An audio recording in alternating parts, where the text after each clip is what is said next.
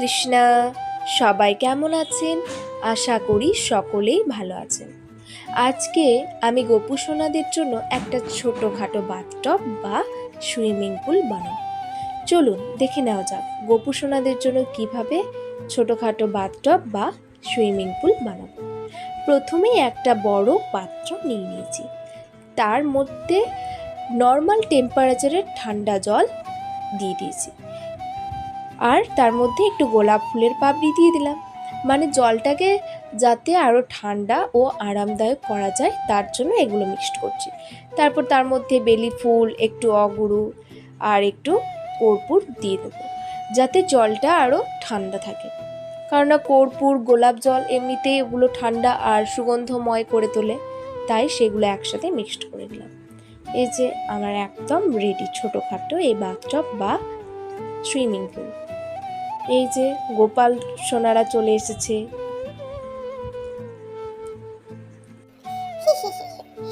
কি মজা, কি আরাম। আমরা তো আজকে জল থেকে উঠবোই না, কি ঠান্ডা। আরো একটু খেলবো, অনেক মজা করবো এই জলের মধ্যে। এই যে আমরা মাথার মধ্যে জল ঢালছি, কি আরাম। বাবারে কি গরম, এই গরমের মধ্যে ঠান্ডা জলটা যখন দিচ্ছি কি আরাম।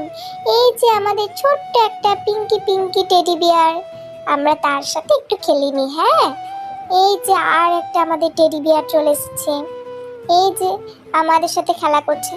আমরা আজকে অনেকক্ষণ খেলা করব। কি আরাম, বাবা গো বাবা, এই আরাম বলে বোঝানো যাবে না। আমরা যে জল থেকে উঠবোই না, তারপরে গোলাপ ফুল, বেলি ফুল এইগুলো দেওয়াতে জলটা কি সুন্দর আর সুগন্ধময় হয়ে উঠেছে। ইস, গোলাপের পাপড়িগুলো যখন গায়ে ঠিকছে কি আরাম লাগছে। আমরা তো উঠবোই না জল থেকে, আমরা এখন অনেকক্ষণ খেলা করব জলে। এই যে আমরা এখন মাথায় জল ঢালছি, কি আরাম। ও, এরকম আরাম আমি প্রতিদিন এরকম সুইমিং পুলে স্নান করব। এই যে আবার একটু জল, পাপড়িগুলো কি সুন্দর লাগছে জলে ভাসছে। এই যে আমি পাগড়ি পরছি, পাপড়ি ফুলগুলো দিয়ে, গোলাপের পাপড়িগুলো দিয়ে আমার মাথার পাগড়ি তৈরি করা হচ্ছে। কি আরাম।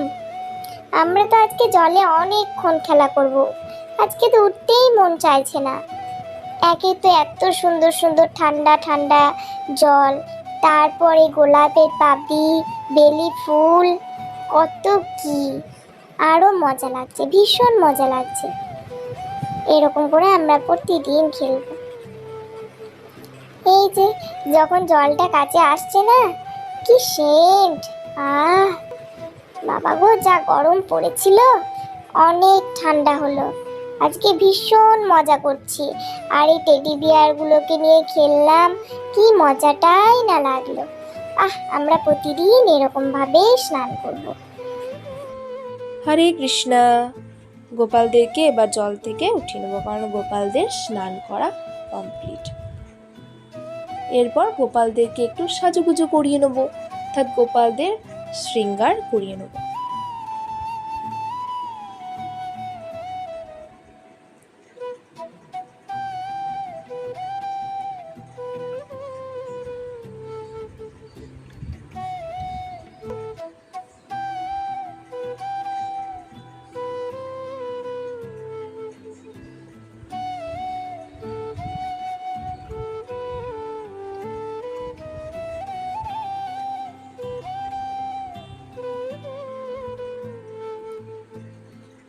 এই গরম, তাই গোপালদের জন্য এই গরমে হালকা ঢিলেঢালা পোশাক পরানোরই চেষ্টা করি, কারণ আমাদের যেমন গরম লাগে গোপু সোনাদেরও গরম লাগে, তাই তাদেরকে হালকা পোশাক পরালে একটু ভালো হয়।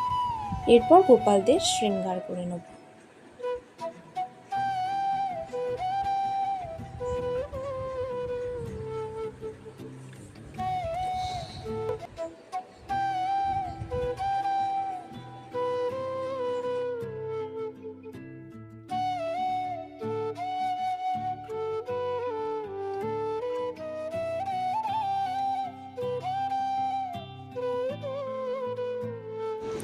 এই যে আমাদের গোপাল সোনারা একদম রেডি। এইরকম আরও নিত্য নতুন ভিডিও দেখতে চাইলে অবশ্যই কমেন্ট করে জানাবেন। হরে কৃষ্ণা।